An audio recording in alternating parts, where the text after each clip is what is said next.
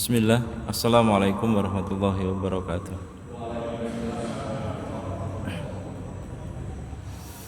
Alhamdulillah, alhamdulillahi wa kafa, wassalatu wassalamu ala nabiyil mustafa wa ala alihi wa sahbihi ahli sidqi wal wafa, wa kafa billahi syahida. Asyhadu an la ilaha illallah wahdahu la syarika lah, wa asyhadu anna muhammadan abduhu wa rasuluh la nabiyya wa la rasula ba'dah. Faqala Allah Ta'ala a'udzu billahi minasyaitonir rajim. Ya ayyuhalladzina amanu taqullaha haqqa tuqatih wa la tamutunna illa wa antum muslimun. Wa qala Nabiyyu sallallahu alaihi wasallam ittaqillaha haitsu makun wa adbi sayyi'atal hasanata tamhuha wa khaliqin nas bi khuluqin hasanin amma ba'd. Rabbi shrah li sadri wa yassir li amri wa hlul 'uqdatam min lisani yafqahu qawli. Bapak Ibu jamaah Masjid Cokro Aminoto yang semoga Allah berkahi, semoga Allah rahmati. Pertama kita panjatkan puja dan puji syukur kita kepada Allah Subhanahu wa taala. Shalawat dan salam senantiasa tercurah kepada junjungan kita Nabiullah Muhammad sallallahu alaihi wasallam yang kita nantikan syafaatnya di hari kiamat kelak. Kita sudah berada di pertengahan di syahrul Ramadan, di bulan Ramadan.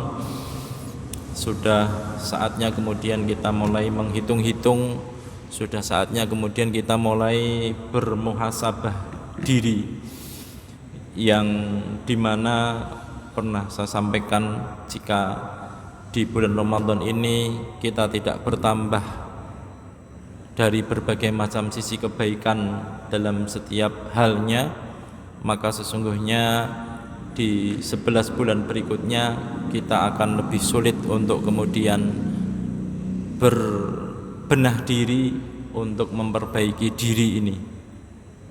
Sama sebagaimana kita di bulan Ramadan ini hendaknya kita kemudian bermuhasabah diri, sudah seberapa jauh, sudah seberapa dekat hubungan kita dengan Al-Quran. Ini sudah masuk pertengahan, ya sudah masuk pertengahan di bulan Ramadan. Jika di pertengahan bulan Ramadan ini kita belum mampu untuk mendekatkan diri kita kepada Al-Quran, belum mampu untuk kemudian kita mengkhatamkan Al-Quran, atau mungkin satu hari satu juz, dan hari ini sudah hari ke-16, maka harusnya sudah 16 juz minimal. Atau kalau hari ini kemudian kita belum khatam Al-Quran dan sudah mulai pudar semangat kita, maka untuk segera kita perbaiki semangat kita, perbaiki hubungan kita dengan Al-Quranul Karim.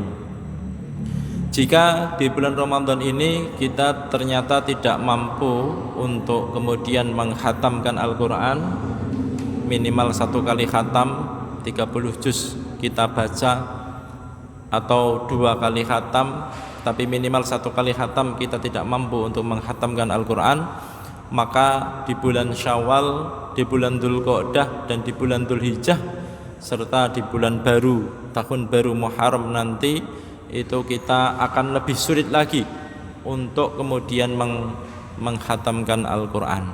Di bulan Ramadan saja yang pahalanya dilipat ganda, kita masih belum mampu untuk mengkhatamkan Al-Quran, maka di 11 bulan berikutnya itu akan lebih sulit untuk kemudian kita mengkhatamkan Al-Quran. Bapak Ibu sekalian yang semoga Allah berkahi, amal-amal kebaikan itu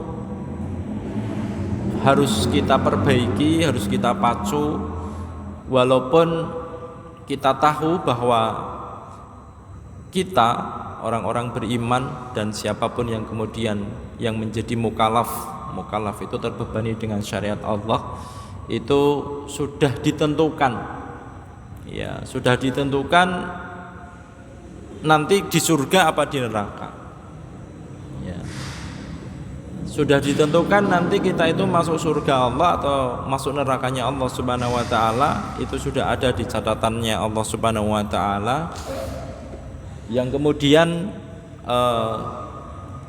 kita yakini dan kita imani. Di dalam sebuah hadis Nabi Shallallahu alaihi wasallam dari Ali radhiyallahu an, beliau pernah menyampaikan, kana Nabi Shallallahu alaihi wasallam fi janazatin. Pada suatu hari, suatu ketika Nabi Shallallahu alaihi wasallam berada di satu rombongan untuk kemudian mengiringi jenazah, ya, mengiringi jenazah. Fa akhadha syai'an faja'ala yankutu bihil ardu. Kemudian Rasulullah sallallahu alaihi wasallam mengambil sesuatu di situ, mengambil sesuatu yang kemudian sesuatu tadi kemudian dipukulkan di tanah, ya, dipukulkan di tanah, dan kemudian mengatakan ma minkum min ahadin illa laqad kutiba maq'aduhu minan nari wa maq'aduhu minal jannah. Kemudian Nabi sallallahu alaihi wasallam menyampaikan kepada para sahabat-sahabat yang di situ, satu rombongan pengiring jenazah tadi, mengatakan bahwa sesungguhnya salah seorang di antara kalian, semuanya yang berada di sini itu sudah ditentukan, ya, sudah ditentukan oleh Allah Subhanahu wa taala, maq'aduhu minan nar wa maq'aduhu minal jannah, ya. Tempat duduknya nanti kita itu di neraka atau nanti kita menjadi ahlu surga, itu sudah ditentukan oleh Allah Subhanahu wa taala, tempat duduk kita nanti, ya, tempat kembali kita nanti, yaitu di surga apa neraka sudah ditentukan oleh Allah Subhanahu wa taala. Pada saat itu kemudian para sahabat berpikir mungkin sebagaimana kita berpikir hari ini, qalu ya Rasulullah afala nattakilu ala kitabina wa nada'ul amal. Ya Rasulullah, kata para sahabat tadi mengatakan, apakah baiknya kami bertawakal saja ala kitabina, terhadap apa yang kemudian sudah dicatatkan kepada kami, ya, yang sudah dicatatkan kepada kami, apakah masuk surga atau neraka, tawakal saja begitu. Wa nada'ul amala, kemudian kita tinggalkan amal-amal ini, ya, kita tinggalkan amal-amal ini. Maknanya sebagaimana diterangkan di dalam hadis arba'in yang keempat, ya, inna ahadakum la ya'malu bi amali ahlil jannah hatta ma yakunu bainahu wa bainaha illa dhira'un fayasbiqu alaihil kitabu fayamalu bi amali ahlinar nar fayadkhuluha. Ada orang yang saat itu dia mengamalkan amalan ahlu surga, ya, amalannya ahlu surga semua, Pak. Sholat sunnah, tilawatul Quran, baca Quran, hafalan, kemudian sedekah, ya, itu amalan-amalan ahlu surga, umrah, ya, haji dan lain sebagainya. Amalan-amalan ahlu surga dia amalkan hampir sepanjang hidupnya, amalannya ahlu surga semua. Fayasbiqu alaihil kitabu, tetapi ternyata amalan tadi yang jarak antara bainahu wa bainaha illa dhira'un, jarak antara dirinya dan surganya Allah itu satu dhira'. Satu dhira' itu ukuran segini, Pak. Ini satu dhira', ya, satu dhira' illa dhira'un. Tetapi ternyata di situ fayasbiqu alaihil kitabu, takdir kemudian mendahuluinya, fayamalu bi ahmali alinar fayadkhuluha, ya, dia mengamalkan amalan ahlu neraka dan ternyata dia masuk ke dalam api neraka, ya, padahal amalan-amalan sepanjang tahunnya sampai di ujung hidupnya itu dia masih mengamalkan amalan ahlu surga, amalan kebaikan, tetapi takdir mendahului dan dia mengamalkan ahlu neraka. Ternyata dari amalan ahlu neraka tadi kemudian menyebabkan masuk ke dalam api neraka. Ya, kemudian Nabi sallallahu alaihi wasallam melanjutkan, wa inna ahadakum la ya'malu bi amali alin nar hatta ma yakunu bainahu wa bainaha illa dhira'un fayasbiqu alil kitabu fayamalu bi amali alil jannah fayadkhuluha. Ada orang yang sepanjang hidupnya, sepanjang tahun itu dia mengamalkan ahlu neraka, amalan-amalan ahlu neraka, mabuk, zina, kemudian zalim, berbuat zalim, menghibah dan lain sebagainya. Itu amalan-amalan ahlu neraka. Ya, kemudian fayasbiqu alaihil kitabu, jarak antara dirinya dan neraka itu illa dhira'un, hanya satu dhira' saja, Pak, jaraknya. Ya, 1 dhira'. Dan kita tidak boleh menghina atau merendahkan orang-orang yang masih dalam kemaksiatan, terjerumus masih dalam kemaksiatan.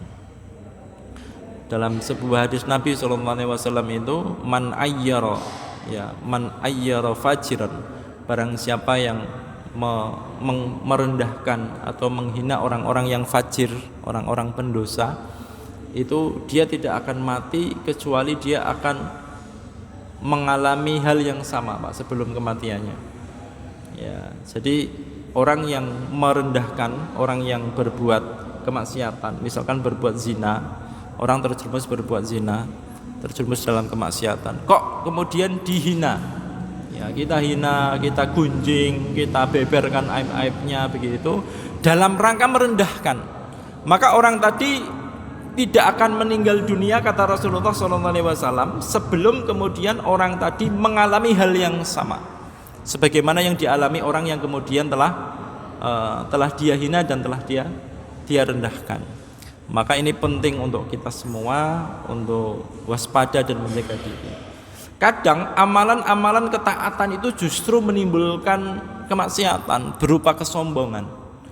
Ya, ketika orang sudah taat, tilawatul Quran, sudah sholat sunnah, sudah macam-macam, berbagai macam hal, akhirnya dia memandang orang lain itu di bawahnya.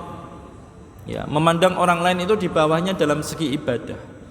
Ya, merasa paling terhormat, merasa paling berjasa, merasa paling mulia dibandingkan dengan orang lain, itu sudah termasuk bagian daripada kesombongan. Ya, kita menganggap orang lain itu lebih rendah daripada kita, Pak, itu bagian daripada kesombongan kita kepada Allah Subhanahu wa taala. Lanjutkan ke hadis tadi riwayat Imam Bukhari tadi, pada saat sahabat kemudian mulai pingin bertawakal, Pak, terhadap kondisi, terhadap udahlah kalau surga dan neraka sudah ditentukan, ya udah kita tawakal saja ya Rasulullah, begitu. Tapi kata Nabi SAW, beliau mengatakan i'malu fakulun muyassarun. Ya, i'malu fakulun muyassarun lima khuliqal lahu. Kata Rasulullah, enggak, kalian terus beramal. Ya, terus beramal.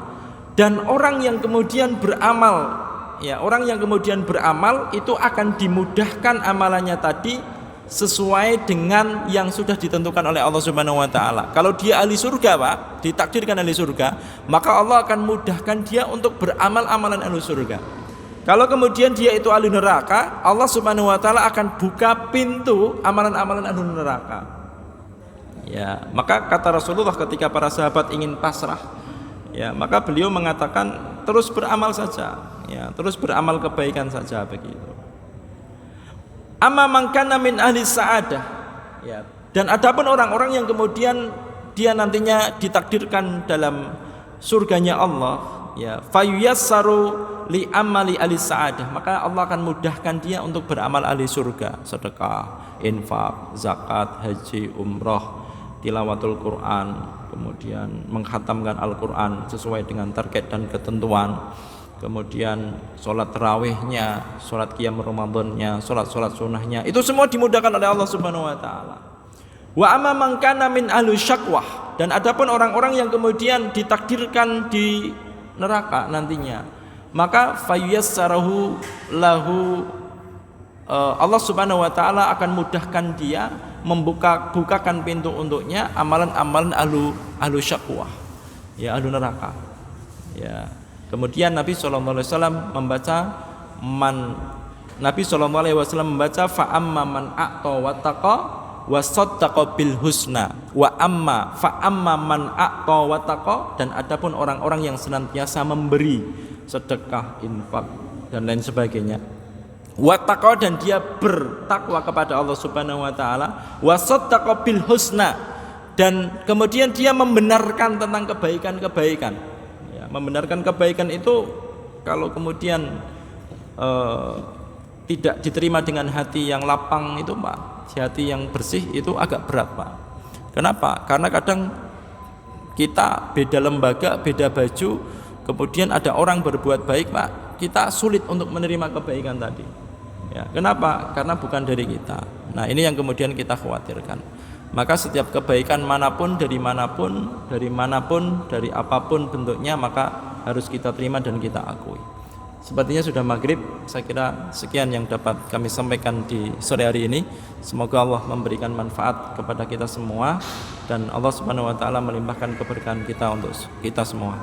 Aku qouli hadza wa astaghfirullah li wa lakum. Subhanakallahumma bihamdika asyhadu an la ilaha illa anta astaghfiruka wa atubu ilaik. Assalamualaikum warahmatullahi wabarakatuh.